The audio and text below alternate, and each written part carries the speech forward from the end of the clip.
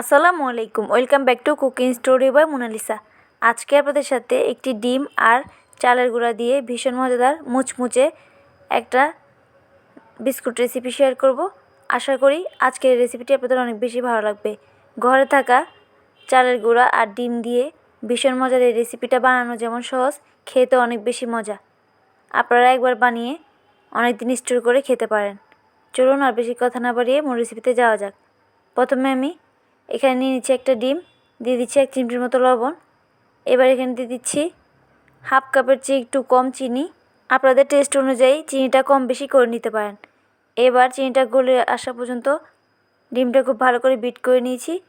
এবার এখানে আমি হালকা শুকনো চালের গুঁড়া দিয়ে দিচ্ছি 2 কাপ। আপনারা যদি এখানে একদম ভালো শুকনো চালের গুঁড়া ইউজ করেন তবে চালের গুঁড়ার পরিমাণটা আপনাদের কম বেশি লাগতে পারে। অল্প অল্প করে চালের গুঁড়া অ্যাড করলে ডোটা টাইট হয়ে যাবে না। এখানে আমি হাফ কাপের মতো আটা দিয়ে দিচ্ছি। আটাটা দিলে বাইন্ডিংটা খুব বেশি ভালো হয়, তাই আমি আটাটা অ্যাড করছি।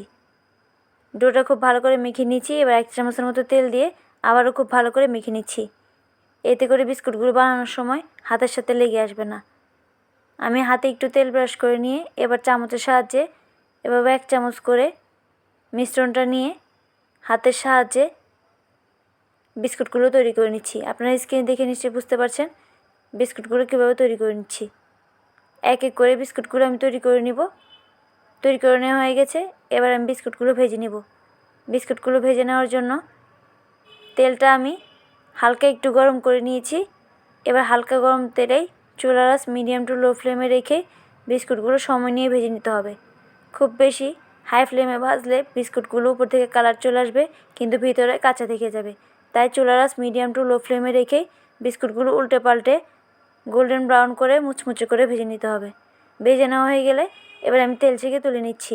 ব্যাস, খুব সহজেই তৈরি হয়ে গেল ঘরে থাকা মাত্র একটি ডিম আর চালের গুঁড়া দিয়ে ভীষণ মজাদার মুচমুচে কুড়মুড়ে একটা বিস্কুটের রেসিপি। আশা করি আজকের এই রেসিপিটি ভালো লেগেছে। রেসিপিটি কেমন লেগেছে কমেন্ট করে জানাতে ভুলবেন না। রেসিপি ভালো লেগে থাকলে প্লিজ একটি লাইক দিয়ে দিবেন এবং চ্যানেলটা সাবস্ক্রাইব করে পাশে থাকা বেল আইকনটি প্রেস করে দিবেন। আর যারা ইতিমধ্যে সাবস্ক্রাইব করেছেন তাদেরকে অসংখ্য ধন্যবাদ জানিয়ে আজকের রেসিপিটা এখানেই শেষ করছি। আজকের মধ্যে এখানে বিদায় নিচ্ছি। দেখা হবে পরবর্তী কোনো রেসিপি নিয়ে। সে পর্যন্ত সবাই ভালো থাকবেন।